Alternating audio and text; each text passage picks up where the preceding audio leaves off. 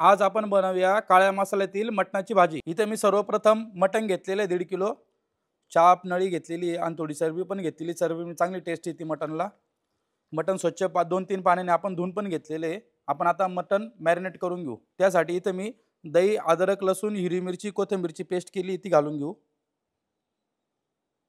त्यामध्ये आपण चवीनुसार मीठ घालून घेऊ 1 चम्मच, हळद घेतलेली आहे अर्धा चम्मच। आता आपण व्यवस्थित मिक्स करून घेऊ।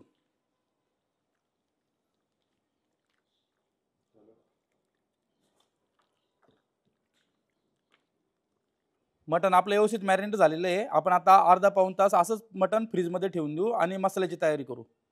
इथे मी आता 1.25 किलो मटणसाठी 4 कांदे घेतलेले आहे। ते आता आपण असे चिरा मारून घेऊ, कारण की कांदे आपल्याला भाजायचे आहे, त्यामुळे आपण त्यांना असे चिरा मारून घेऊ, म्हणजे व्यवस्थित मधून पण भाजले गेले पाहिजे या हिशोबाने। इथे मी गॅसवर जाळी घेतलेली एक। आपण आता कांदे भाजून घेऊ।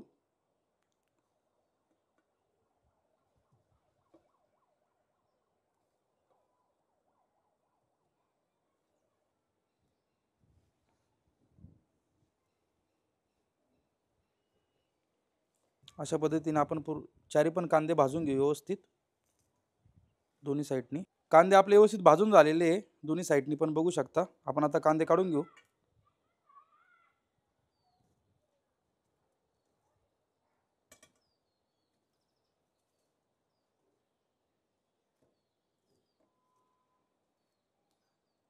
आता आपण इथं 2 खोबरवाटी घेतलेली आहे, ती पण भाजून घेऊ।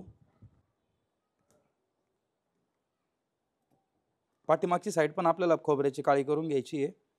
जास्त पण जाळायचं नाही खोबरं, त्याचे जास्त जाळल्यानंतर त्याला कडवटपणा पण येतो। खोबरं व्यवस्थित भाजून झालेलं आहे। आता आपण गॅस बंद करून घेऊ, खोबरं काढून घेऊ।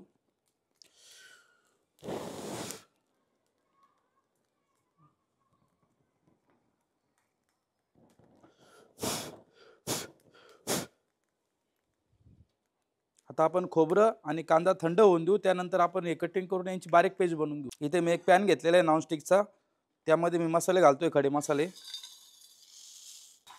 खडे मसाले आपल्याला हलके ड्राय रोस्ट करून घ्यायचे। त्यामध्ये दालचिनी घेतलेली मी, काळी मिरी घेतली, लवंग आहे, तेजपत्ता आहे, दगडफूल आहे, स्टार फूल आहे, शोप आहे आणि जिरा आहे। हलके आपण ड्राय रोस्ट करून घेऊ। खडे मसाले आपले व्यवस्थित ड्राय रोस्ट झालेले आहे, छान असा त्याचा सुगंध पण सुटलेला आहे। खडे मसाले आपले व्यवस्थित ड्राय रोस्ट झालेले आहे। आपण आता ते एका प्लेटमध्ये काढून घेऊ।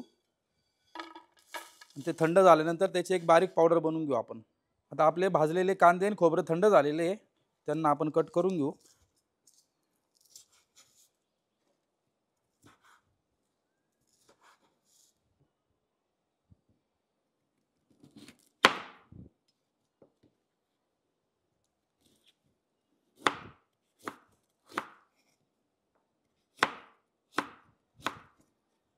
खोबरं पण आपलं व्यवस्थित खरपूस भाजलेलं आहे।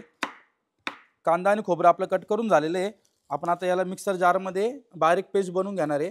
थोडंसं पाणी पण टाकावं लागेल, त्यासाठी पाणी टाकून याची आपण बारीक पेस्ट बनवून घेऊ।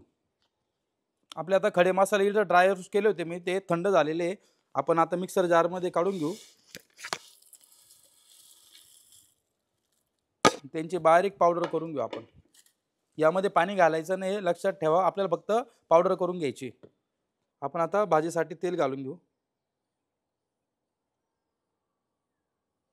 तेल आपलं व्यवस्थित गरम झालेलं आहे। आपण आता इथे मॅरिनेट केलेलं मटण घालून घेऊ।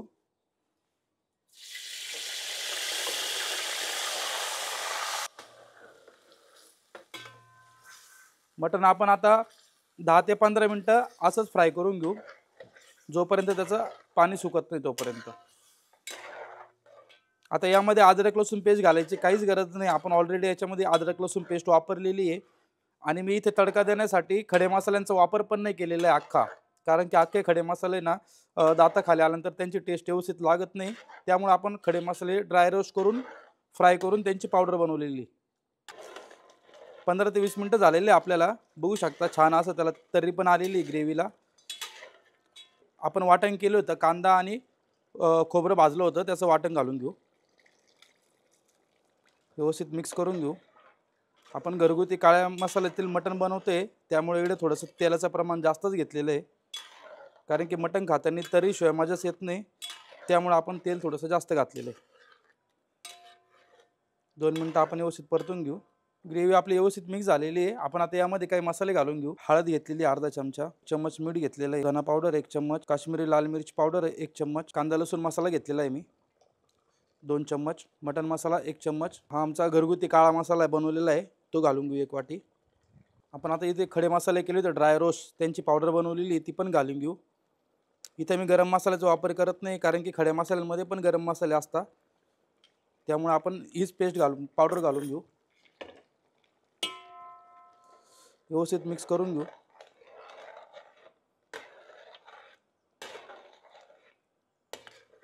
पाच मिनिटं आपण मटनमध्ये व्यवस्थित मसाले परतून झालेले आहे, बघू शकता तुम्ही. छान अशी ग्रेव्ही पण तयार झाली आपली मटनची. आता त्यामध्ये आपण कोथिंबीर घालून घेऊ. कोथिंबीर व्यवस्थित मिक्स करून घेऊ. आता आपण भाजीसाठी गरम पाणी घालून घेऊ.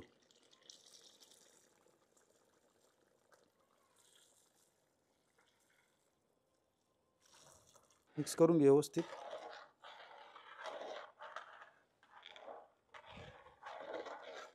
आता आपण भाजी अर्धा ते पाऊण तासासाठी अशीच वाफेवर शिजवून घेऊ. 30 ते 35 मिनिटं झालेले आहे. आपण आता झाकण काढून घेऊ. ग्रेव्ही पण खूप छान आलेली, तरी पण खूप छान आलेली बघू शकता. आता आपली घरगुती काळ्या मसाल्यातील मटनची भाजी रेडी झाली आहे. आपण आता सर्व करून घेऊ.